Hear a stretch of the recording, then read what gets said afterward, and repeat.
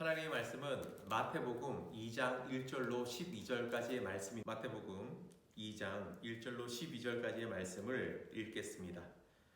헤롯 왕 때에 예수께서 유대 베들레헴에서 나심에 동방으로부터 박사들이 예루살렘에 이르러 말하되 유대인의 왕으로 나신 이가 어디 계시냐? 우리가 동방에서 그의 별을 보고 그에게 경배하러 왔노라 하니 헤롯 왕과 온 예루살렘이 듣고 소동한지라. 왕이 모든 대제사장과 백성의 서기관들을 모아 그리스도가 어디서 나겠느냐 물으니 이르되 유대 베들레헴이오니 이는 선지자로 이렇게 기록된 바 또 유대 땅 베들레헴아 너는 유대 고을 중에서 가장 작지 아니하도다. 내게서 한 다스리는 자가 나와 내 백성 이스라엘의 목자가 되리라 하였음이니라. 이에 헤롯이 가만히 박사들을 불러 별이 나타난 때를 자세히 묻고 베들레헴으로 보내며 이르되 가서 아기에 대해서 자세히 알아보고 찾거든 내게 고하여 나도 가서 그에게 경배하게 하라. 박사들이 왕의 말을 듣고 갈새 동방에서 보던 그 별이 문득 앞서 인도하여 가다가 아기 있는 곳 위에 머물러 서 있는지라. 그들이 별을 보고 매우 크게 기뻐하더라. 집에 들어가 아기와 그의 어머니 마리아에게 경배하고 보배합을 열어 황금과 유향과 모략을 예물로 드리니라. 그들은 꿈에 헤롯에게 돌아가지 말라 지시하심을 받아 다른 길로 고국에 돌아가니라. 아멘. 예수님께서 자기 땅에 오셨을 때 사람들은 영접하지 않았습니다. 하지만 오늘 본문에서는 이 동방 박사들이 왕으로 오신 예수님을 합당한 예를 갖춘 사건이 나옵니다. 오늘 본문에 이 동방 박사들이 어떻게 왕이신 예수님을 찾아왔을까요? 원래 이 박사들은 이 천문학을 연구하는 사람들이었습니다. 이들은 오랫동안 별을 보고 한 곳에 떠있는 그 별을 보고 기이한 현상을 알아맞추기 위해서 역사서와 예언서를 두루 연구하다가 이 유대 이스라엘의 예언서에 메시아의 출현 예고를 보고 베들레헴까지 찾아왔다라는 기록이 있습니다. 오늘 본문을 통해서 알 수 있는 것은 하나님께서는 이런 불신의 세계 속에서도 이 진리와 하나님 나라를 세워 가신다라는 것입니다. 예수님을 통해 이 땅을 회복시키고 또 구속의 역사, 즉 구속사를 이루기 위해서 비록 이방인들이지만 진리와 메시아가 이 땅에 오심에 관심을 많았던 그 박사를 통해서 예수님께 경배받도록 하셨습니다.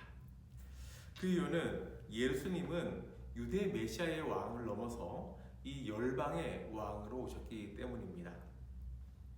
구약의 모든 역사는 이 메시아를 보내기 위한 준비의 역사입니다. 때문에 구약의 모두가 예수님의 예표요 준비였습니다. 그러나 신약의 역사는 메시아이신 예수님이 이 땅에 오신 실제의 사건이요 언약의 성취입니다. 때문에 누구든지 예수님을 영접하면 예수님을 통하여 내 속에 새로운 생명의 역사가 나타납니다. 그분을 다스림에 받은 우리는 하나님 나라, 바로 하나님 나라가 우리를 통해서 시작되는 역사가 나타납니다. 우리에게 하나님 나라를 살게 하시려고 예수 그리스도께서 오셨습니다. 우리가 먼 훗날 죽어서 가는 하나님 나라가 아니라 지금 이곳에 바로 하나님 나라를 누리기 위해서 예수님께서 이 땅에 오셨습니다. 우리는 예수님의 약속 성취를 선언하고 매일매일 하나님을 경험하는 그런 간증의 삶을 살아갈 수 있어야 됩니다. 그것이 바로 하나님 나라를 사는 방법입니다. 예수님은 이 땅의 왕으로 오셨습니다. 예수님은 우리의 왕으로 오셨습니다. 예수님은 바로 나의 왕으로 오셨습니다. 여러분, 그런데 예수님께서 이 땅에 오셨는데도 불구하고 예수님에 대해서 대하는 사람들의 자세가 오늘 제각각인 것 같습니다. 여러분, 주위를 한번 둘러보십시오. 예수님을 부인하고 예수님을 믿는 가족들을 박해하는 사람들이 있지 않습니까? 또 예수님이 누군지 다 다 안다면서, 지식으로 생각으로 다 안다면서 하지만 정작 머리로만 알고 마음으로만 믿지 않는 사람들이 있습니다. 또 어떤 사람들은 예수님을 믿지만 머리로 믿는 것이 아니라 마음으로 믿고 그 은혜가 너무나 커서 입으로 간증하고 예수님의 은혜를 선포합니다. 매일 찬양하고 경배하는 그런 신실한 믿음을 가진 사람들이 있습니다.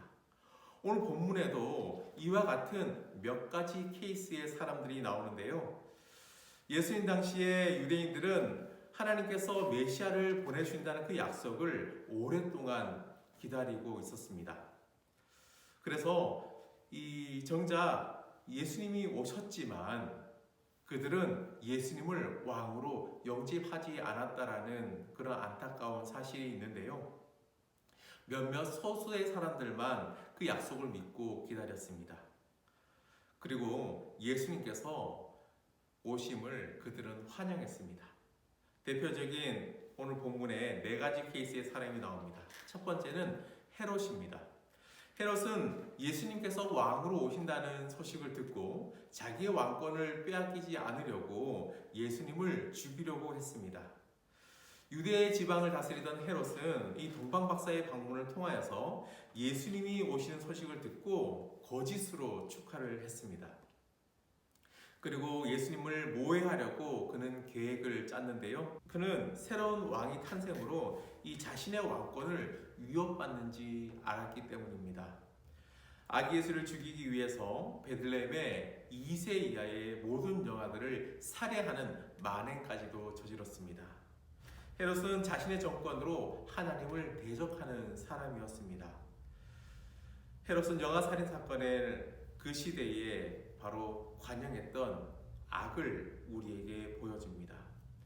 구약에서도 이러한 비슷한 상황이 있었는데요. 이 출애굽기에 보면 이스라엘 사람들이 400년 동안 노예 생활을 할 때에 이 모세가 태어날 그 당시에도 이 애굽의 바로는 남자면 죽이고 여자아이는 살려두라라는 이 인구 말살 정책을 펼쳤습니다. 왜 이러한 사건들이 빚어졌을까요? 그것은 바로 자기의 자리를 지키기 위해서 일어난 일입니다. 우리가 살아가면서 내가 어떤 권세에 올랐다, 또 어떠한 명예의 축복을 받다 생각하면 우리는 겸손해야 합니다. 그것은 하나님의 은총으로 주어진 것이기 때문에 바로 예수님을 섬기고 예배하는 데 사용해야 하는 일입니다. 하나님께서 은사로 주신 축복들이 또 우리의 섬김을 위한 기회로 주신 특권들이 혹여나 내가 그것을 가지고 왕 노릇한다면 그분 앞에 원수로 서지 않도록 우리는 주의해야 합니다. 두 번째는 제사장과 서기관들입니다. 이들은 이론과 형식적으로 하나님을 믿는 이 종교인들이었습니다. 당시 제사장과 서기관들이 이름뿐인 종교 지도자들이었습니다. 이들은 이 물질에 눈이 멀었고 또 이들은 미가서의 그 예언의 말씀을 가지고 이방 사람들에게 베들레헴에 아기 예수님께서 나실 것이다, 메시아가 나실 것이다 라고 설명했지만 단 한 사람도 주님을 찾는 자들이 없었습니다. 제사장과 서기관들은 자기의 가진 그 지식으로 말미암아 헤롯과 같은 사람들에게 하나님을 대적하는 정보를 주는 데에 일조했습니다. 여러분, 세 번째는 누구일까요? 바로 목자들입니다. 이들은 예수님의 오심을 전하고 찬양하는 자들이었습니다. 이 목자들은 들에서 양을 치는 가난하고 멸시받는 위치에 있는 사람들이었습니다. 그러나 그런 사람들이 바로 오늘 메시아의 오심을 기다렸던 사람들이고, 그리고 아무도 왕을 알아보지 못했을 때, 아무도 예수님을 알아보지 못했을 때 주님 오심을 온 천하에 알렸던 사람들입니다. 이들은 주님께 이 경배와 찬양을 올려드렸던 이들이었습니다. 오늘 우리가 그리스도를 섬기는 자들입니다. 섬길 수 있는 기회를 잘 활용할 수 있도록 우리는 영적으로 깨어 있어야 합니다. 여러분, 우리가 사람 앞에서 나의 신분과 위치가 어떠하든지 과거에 어떤 일을 하면서 살았든지 간에 우리는 그리스도를 위해 섬기는 자들로 세워졌습니다. 우리가 마음만 먹으면 주님의 교회를 섬길 수 있다고 생각하지만 그렇게 섬길 수 있는 기회는 자주 오지 않습니다. 하나님께서 섬길 수 있는 기회를 주셨을 때 그 특권을 잘 활용할 수 있도록 우리는 영적으로 끼어 있어야 합니다. 목자들은 메시아에 대한 꿈과 비전과 계시를 기다리는 사람으로서 참 복된 자들이었습니다. 그 이유는 예수님이 오심을 위해서 그들이 쓰임 받았기 때문입니다. 우리도 주님의 오심과 하나님의 사역을 위해서 쓰임 받을 길을 사모해야 합니다. 네 번째로 동방 박사들입니다. 이들은 왕이신 예수님께 합당한 경배를 드린 사람들입니다. 이 동방 박사는 이방인들이었지만 이 메시아의 오심에 관한 지혜들이 많은 사람들이었습니다. 동방 박사들은 그 동방 박사들의 의도가 성경에는 잘 나타나 있지는 않지만 하지만 그들은 결과적으로 그들의 건강과 시간과 삶은 바로 예수님을 향해서 경배하는 데 쓰여졌다라는 것입니다.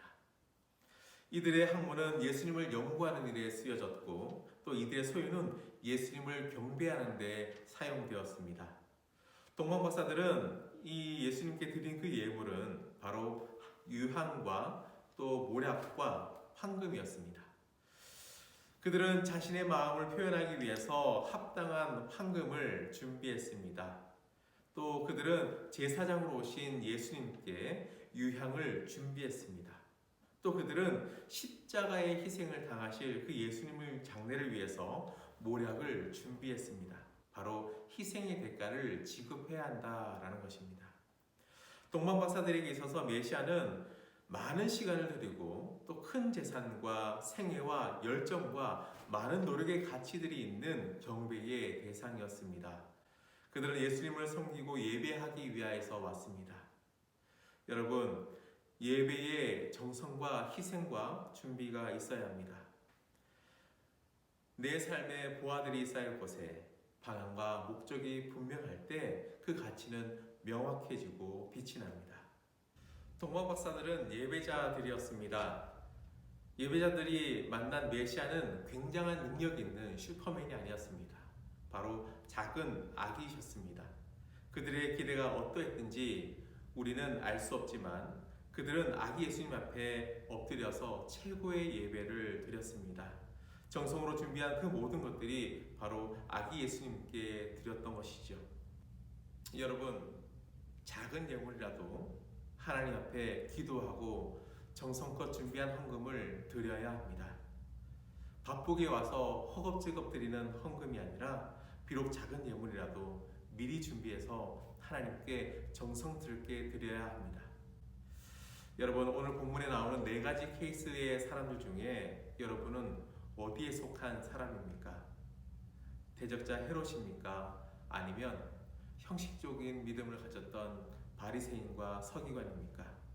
아니면 주님을 오심을 전하는 목자들이었습니까? 아니면 이방인이었지만 예수님을 경배하는 데에 모든 것을 걸었던 동방 박사들입니까? 여러분들이 예수님을 대하는 자세는 무엇입니까?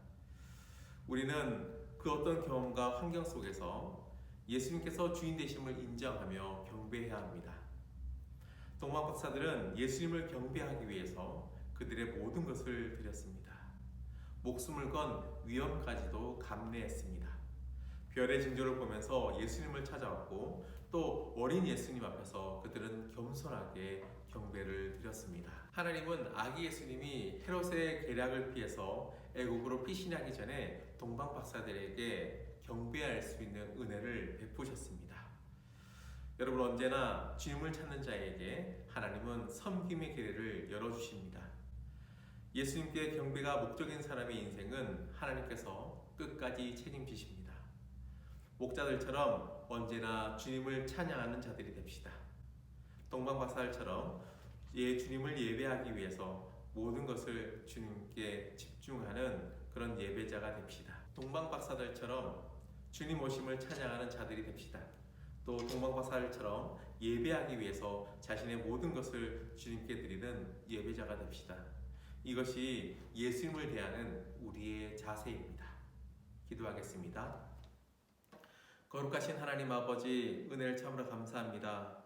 오늘 본문에 나오는 4명의 케이스의 예배자를 통하여서 과연 나는 어떤 예배자인가 돌아보게 됩니다. 하나님, 예배를 소홀히 했던 것들 하나님 용서하여 주시고 우리를 위하여서